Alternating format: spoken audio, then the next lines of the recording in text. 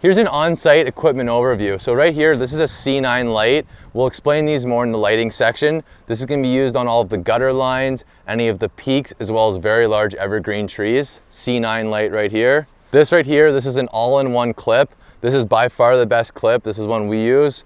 It goes onto the gutters like that, and that's used for clipping in the C9 lights. Just a C9 clip like that. It's called an all-in-one clip. A very underestimated tool is these zip ties here. Zip ties are super important. You're using these a lot. So you're gonna use these in bushes, sometimes in trees. We also like using these around the downpipes so that way you can hide any extension wires. You wanna get small as well as very long ones. Just some of these like zip ties.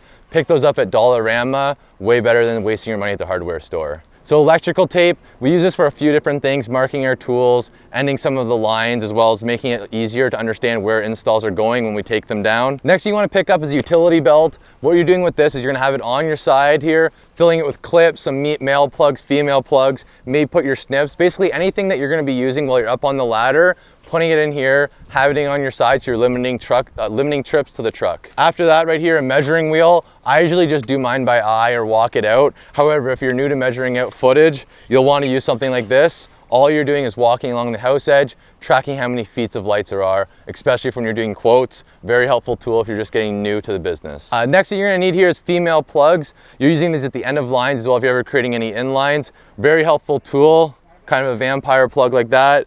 Slip it on the wire and you're good to go. Just very simple female plug. After that, you have your ladder stabilizers. So what these are awesome for is putting them on the top of the ladder. Makes it safe so there's 3 points of contact, as well as it helps get the ladder a little bit off the side of the house so you can install the lights without having to lift the ladder up and drag the lights through it. So very good for safety as well as making the Christmas lights a little bit more efficient. They're just called ladder stabilizers. After that, we have the mini lights. So these are most commonly coming in 25 or 50 foot strands, 70 to 150 bulbs per strand.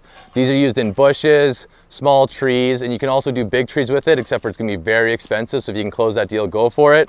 But again, very commonly used. It's called the wide angle, 5mm wide angle mini light. Very common to use this in bushes and small trees. Battery powered hot glue gun, you cannot live without this. I strongly recommend getting 2 batteries or even getting 2 guns all together. That way you don't have any downtime. Just kind of plugs in like this, charge it every night. And then the next tip for this is you want to make sure you're getting a high quality glue. We commonly use Gorilla Glue. You're gonna use the hot glue gun for hanging lights around the windows. Sometimes we'll use it to hide extension cord along the pavement, stuff like that. Very useful tool that you can't live without. And definitely don't waste your money on a corded one. Spend the extra 40 bucks and get one that's battery powered, as well as an extra battery guaranteed. So right here, this is called your spool. It comes in a big spool, big barrel like that. And what you're gonna do is that's for the C9 lights. So it just screws into here like that. Again, these are being used on the house as well as very large evergreen trees. Just simple spool. One tip is this stuff, the spool here is gonna break a lot easier than the lights. You can fix it if you drop it down and breaks. You can put a female to a male and make it work. However, be kind of careful with this stuff because it sucks when it breaks, making changes on the fly. Next thing we have right here is a timer. There's a few different versions of it. The one you're gonna be buying from us, very simple, just turn it to the sunset and that's gonna be dawn and dusk. So what that means, as soon as it gets night out, it gets a little bit dark, the lights are automatically gonna turn on. And then as soon as the sun starts coming up, the lights are gonna turn off. Very simple for the clients, very easy to set up. Maybe we'll touch on that in another lesson.